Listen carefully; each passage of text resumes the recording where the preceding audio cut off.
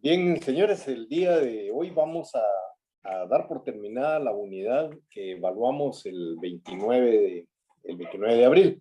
Es una cosa sencilla, más doctrinaria que otra cuestión, pero sí hay algunas normas y algunas cosas que debemos entender.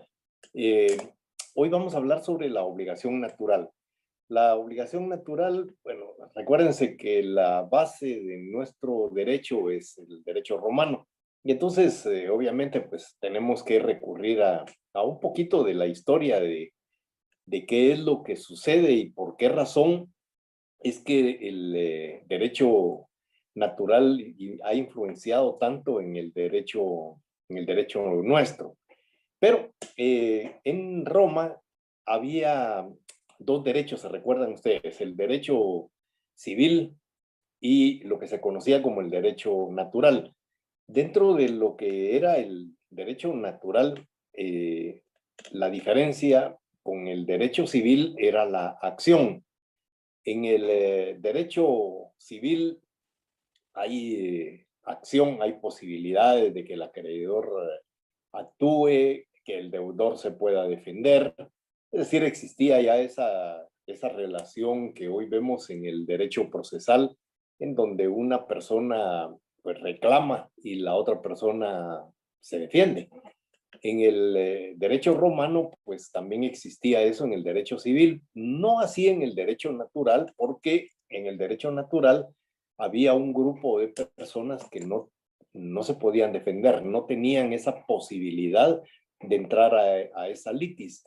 Y esas personas eran los esclavos y los hijos no emancipados. Cuando estamos hablando de los hijos no emancipados, estamos hablando de los hijos que no han llegado a la mayoría de edad. Y entonces los esclavos y los hijos no emancipados, pues eran personas que no tenían derechos, que no podían ejercitarlos, eran considerados casi como cosas. Y entonces solo el señor, el domine, podía ejercer derechos, podía actuar en representación de ellos. Entonces, la diferencia entre el derecho civil y el derecho natural, una de las diferencias, pues hay muchísimas diferencias en cuanto a estos dos derechos, es precisamente el actio, la acción. Decía, los esclavos, los hijos emancipados, no tenían esa posibilidad, no podían accionar. Y ya pasado el tiempo, encontramos en la doctrina las obligaciones de los incapacitados y la falta de requisitos de forma en los negocios que se han realizado. Cuando en la doctrina estamos hablando de obligaciones de incapacitados, es decir, las personas que adolecen de incapacidades, pues no pueden accionar por ellas mismas. Sabemos que deben hacerlo a través de sus representantes legales. Y entonces se conserva más o menos esa línea que venía desde el derecho romano, que los esclavos y los hijos no emancipados no podían accionar. En el caso de los incapacitados, sabemos nosotros que no pueden accionar directamente, es decir, siempre van a tener que actuar a través de sus representantes legales. Y en el caso de los requisitos de forma, pues sabemos que las obligaciones que se contraen sin llenar requisitos que la ley establece, pues en algunos momentos carecen de validez. Es decir, hay que analizar cada caso en concreto, pero en términos generales decimos que las acciones realizadas por las personas sin cumplir con los requisitos de forma, pues los van a llevar a no poder ejercitar derechos. Es decir, dentro del contexto legal no van a poder hacer valer sus derechos precisamente por haber omitido esos requisitos de forma. Ya en el derecho civil encontramos nosotros, dentro de lo que son las obligaciones naturales, las obligaciones prescritas y las apuestas y juegos ilícitos. Con respecto a las obligaciones prescritas, pues ahí ya hemos explicado algo. Hemos dicho que las obligaciones tienen una vigencia y dentro de esa vigencia, pues las obligaciones van a dar derechos a los deudores para no ser perjudicados mientras exista el plazo, por ejemplo, o la condición no se cumpla. Pero al terminar esa vigencia, al terminar ese plazo, nace el derecho del acreedor para poder ejercitar su derecho de cobro. En ese momento el acreedor puede exigir el pago de la obligación. En cuanto a las apuestas y juegos ilícitos, aquí vamos a entrar un poco al campo de lo penal para poder entender algo de lo civil. Y es que, en principio, en el derecho penal, los juegos ilícitos son juegos que no producen ningún efecto jurídico. Lo que es más, es decir, las personas que transgreden esta norma, pues pueden parar en la cárcel. En la mayoría de los casos, en algunos otros casos, pues a pagar alguna multa. Pero los juegos de azar, de envite le llama el código, yo no recuerdo, artículo 470 y algo, 478 creo del Código Penal. Si me permiten, voy a sacar mi Biblia jurídica, ¿verdad? A ver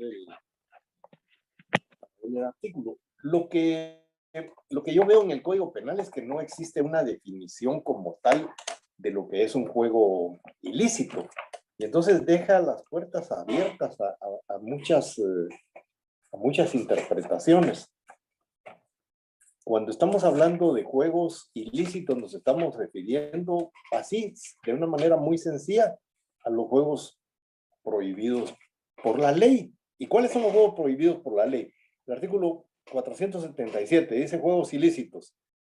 Y luego dice los banqueros, administradores, empresarios, gerentes o demás personas encargadas y los dueños de casa de juegos de suerte, envite o azar serán sancionados con prisión de 1 a 5 años y multa de 1,000 a 10,000 quetzales. Luego el artículo 478 dice las personas que concurrieren a las casas de juego de suerte, envite o azar serán sancionados con multa de 200 a 2,000 quetzales. Y el artículo 479, loterías y rifas ilícitas, los empresarios y expendedores de billetes de lotería o rifas no autorizadas legítimamente serán sancionados con multa, ¿verdad?, de 50 a 1,000 quetzales. Es decir, primero, para que vean ustedes cómo son las leyes y por qué les digo, nuestro Código Civil es uno de los mejores códigos civiles del mundo. El Código Civil define. Aquí no existe ninguna definición. Debía de comenzar primero por establecer qué es un juego ilícito. ¿A qué debemos nosotros entender por juegos ilícitos? Y entonces podemos entender un montón de cosas. Juegos de póker, juegos de chivo, de dados, cualquier juego, dice la ley, que esté supeditado al azar, a la suerte. Entonces, esos vamos a entender nosotros que son ilícitos todos aquellos juegos que están determinados a la suerte en los que se apuesta dinero. Es decir, esa sería una interpretación así muy extensa de lo que son los juegos ilícitos. Entonces, el Código Penal realmente no nos dice qué son, solo nos habla de los juegos de azar, de envite, y nos habla de las casas donde se juegan. Nosotros los conocemos, ahí en mi pueblo le decían los garitos, ¿verdad?, los lugares donde se jugaba. Yo me acuerdo que allá en Jalapa había algunos lugares donde se jugaba billar, pero junto al billar se jugaban otras cosas, generalmente póker, coquián, es decir, juegos de cartas, se jugaban fortunas, se jugaban casas, y esto sigue siendo así. El hombre por naturaleza juega. La, la Biblia, ahorita que mencioné la Biblia jurídica, me acordé de la otra. Nos cuenta cómo después de haber crucificado a Jesús, se juegan sus vestiduras a las tabas, unas piececitas que están en la parte articular de algunos animales, especialmente en las coyunturas estas, ¿verdad? Y de las patas. Entonces, jugaban al azar, desde siempre han jugado al azar. Y entonces, con el tiempo se han ido prohibiendo porque se juegan fortunas. Ahí nos cuenta don Vicente Fernández de un señor que juega a la mujer. Bueno, eso era común. Es decir, no solo jugar el patrimonio, también a la mujer, a los hijos. Es decir, y nos parece risible, pero todavía eso ocurre. Ahí dicen las leyendas urbanas, populares, que un famoso hotel de Esquipulas se jugó al póker y el propietario lo perdió. Y no digo los nombres que yo he escuchado de los que jugaron, porque no me consta. Solo, solo he escuchado esos rumores de quiénes jugaron ese hotel y quién ganó y quién perdió. Entonces, por esa razón entiendo yo que se ha prohibido los juegos de azar. Pero en el caso del Código Penal no es muy claro. En el caso del Código Civil, lo que vamos a ver nosotros son básicamente los efectos que producen los juegos. En, los artículos que van del 2478, creo, vamos a ver. No, 2137, perdón. El código no tiene 2000.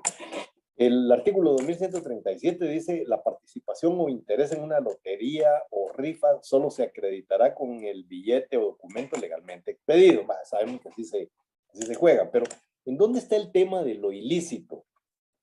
Fíjense que vamos a encontrar algunos artículos que hace referencia a los juegos ilícitos, pero de una manera así bastante general. Lo que pasa es que el código nos da salidas cuando ocurre ese tipo de situaciones y se da el incumplimiento.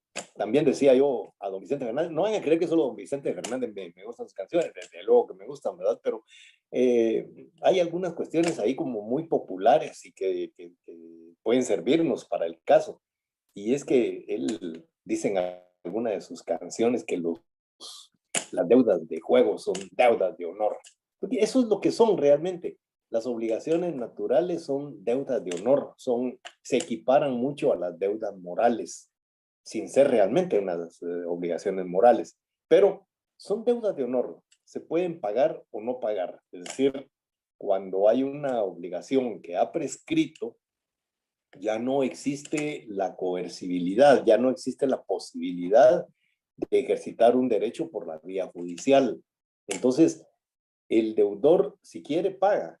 Si tiene honor, va a pagar la obligación, pero no puede ser obligado judicialmente a que pague, como sí lo es antes de que la obligación prescriba. Es decir, cuando la obligación no ha prescrito, sabemos perfectamente que se puede obligar al deudor a que cumpla con la obligación.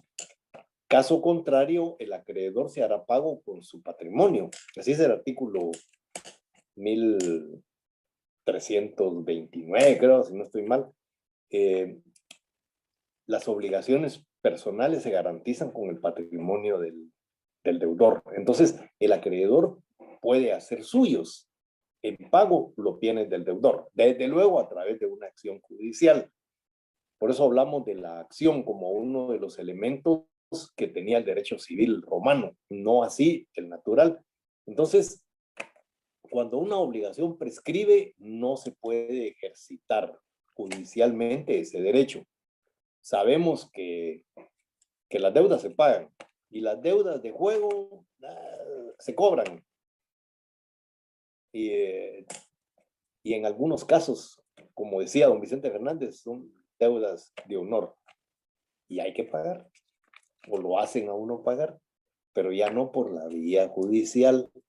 Entonces, ¿qué sucede cuando hay incumplimiento en el caso de las obligaciones que nacen de los juegos ilícitos? El artículo 2145, perdón, dice: no hay acción para reclamar lo que se gane en apuestas o juegos. Las apuestas y los juegos, si no se cumple, no hay acción civil para demandar. Es decir, no se puede demandar en el caso de las apuestas y los juegos. Así dice el Código Civil. La segunda parte dice: el que pierde no puede repetir lo que haya pagado voluntariamente, a no ser que haya mediado dolo o que fuere menor o inhabilitado para administrar sus bienes. Aquí se está refiriendo al hecho de que una persona que ha perdido en un juego de azar no está obligada a pagar, no está legalmente obligada a cumplir, pero si lo hace, no puede luego reclamar. Es decir, si pagó, pagó, salvo, dice la ley, que haya mediado dolo o que se trate de un menor, en cuyo caso sí caben las acciones legales, en cuyo caso sí cabe la posibilidad de demandar. Luego, encontramos el artículo 2147 que dice que las deudas de juego o apuestas no pueden compensarse ni ser convertidas por novación en obligaciones civilmente eficaces. Es decir, una deuda de juego no puede convertirse en una deuda civilmente eficaz, en una obligación civilmente eficaz. Es decir, las deudas de juego no las podemos elevar a esa categoría. Yo recuerdo que había un procurador de la nación que al mismo tiempo era fiscal, ¿verdad? Antes de la Constitución Política de la República de Guatemala. Pues recuerdo que era famoso porque decían que él se mantenía en las casas de juego y cuando las personas perdían, pues ahí escrituraba, es decir, cuando había que escriturar, ¿verdad? Para pasar un bien en pago de la deuda que se tenía al haber perdido en el juego. Y entonces se dice que este abogado pues era el encargado de escriturar y entonces esa deuda la convertía en una cuestión civil, es decir, las obligaciones que nacían de ahí, había reconocimiento de deuda, por ejemplo, en escritura pública, en la cual las personas que perdían reconocían la deuda y garantizaban el pago de esa obligación con hipoteca sobre sus bienes o entregando de una vez los bienes en pago. Y entonces el artículo 2148 dice: el que hubiere firmado una obligación que se derive de una deuda de juego o de apuesta puede anularla probando la causa real de la obligación.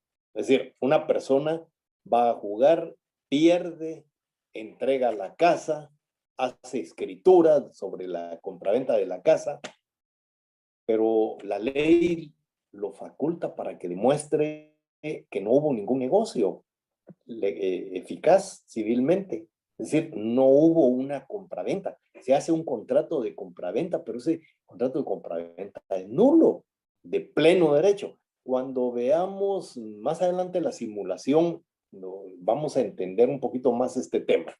En el caso de esas compraventas son simuladas porque no existe tal compraventa. Lo que hay ahí es una obligación que deviene de un juego de azar.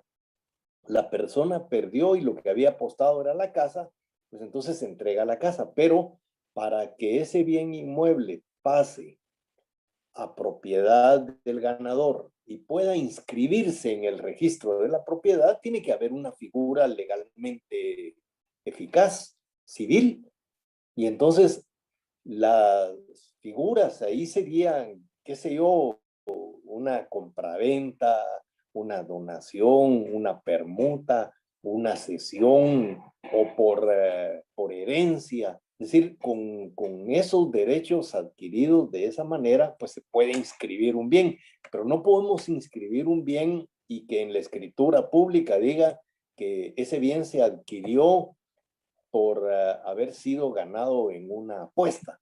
Es decir, eso es absurdo. Es decir, ningún registro del mundo va a registrar una, una adquisición de un bien de esa manera. Entonces le tienen que cambiar la forma y hacen una escritura de compraventa, por ejemplo. Entonces, ¿qué dice la ley? Dice, en principio, si nos vamos al artículo que vimos anteriormente, en el cual entendíamos que no existe ninguna acción en contra de las obligaciones que nacen de juegos y apuestas. Bueno, entonces ya complementando esto, podemos decir nosotros perfectamente que lo que deviene de un juego o de una apuesta no nace a la vida jurídica.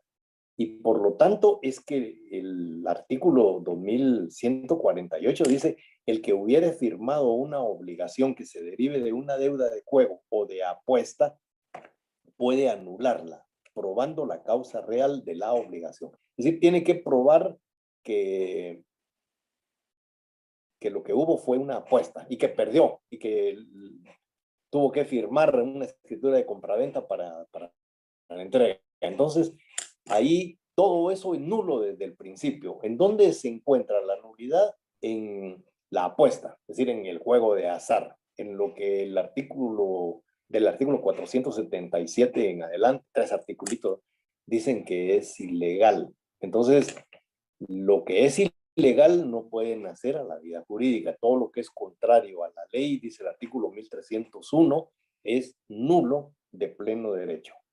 Luego el artículo 2149 dice, si a una obligación de juego o de apuesta se le hubiere forma de a la orden o al portador, el suscriptor debe pagarla al portador de buena fe sin perjuicio de las acciones que procedan contra el que ganó. Y ahí ya parece un poco contradictorio, ¿no les parece? Fíjense que dice, si a una obligación de juego o de apuesta se le hubiere dado la forma de título a la orden o al portador, el suscriptor debe pagarla al portador de buena fe, sin perjuicio de las acciones que procedan contra el que.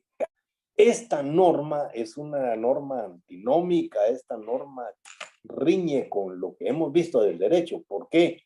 Estamos viendo que el origen es un origen contrario a la ley, es nulo de pleno derecho.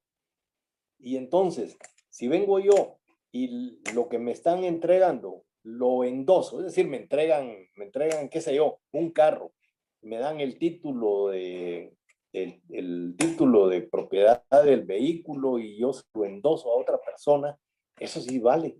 Entonces, ¿cómo va a valer si el origen es ilegal? El origen es de una apuesta, de un juego de azar. Entonces, ese origen es nulo de pleno derecho. Sin embargo, el artículo 2149 le está dando validez a algo que a mi juicio es totalmente ilegal.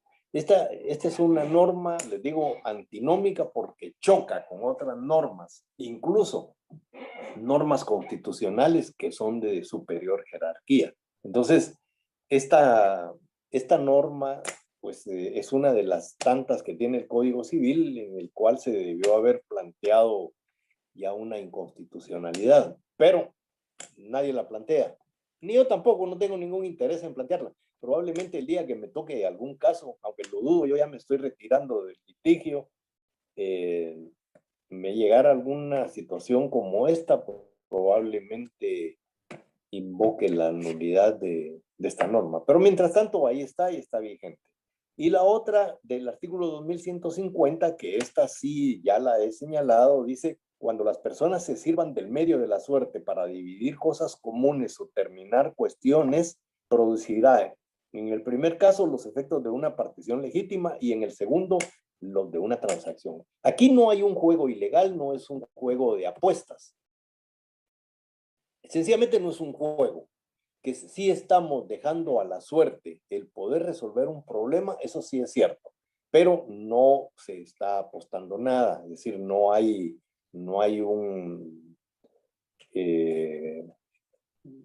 dinero, una ganancia ahí de por medio que pudiera considerarse como ilícita, sino que es una de las formas que la ley establece para resolver diferendos.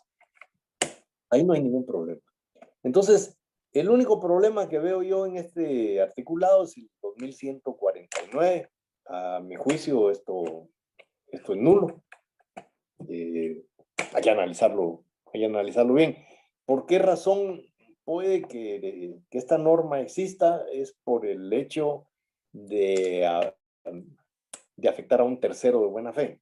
Hemos dicho que al tercero de buena fe no se le debe afectar, pero el problema es, y vuelvo al tema del fruto del árbol envenenado, es que si el árbol está envenenado, el fruto está envenenado, lo cual me diría alguien, eso es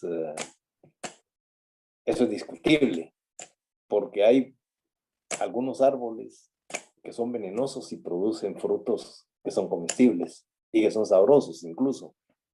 Entonces, por ejemplo, en España hay una variedad que se conoce como tejo. El árbol, las hojas, todo es tóxico, pero el fruto no. Es decir, el fruto se puede comer.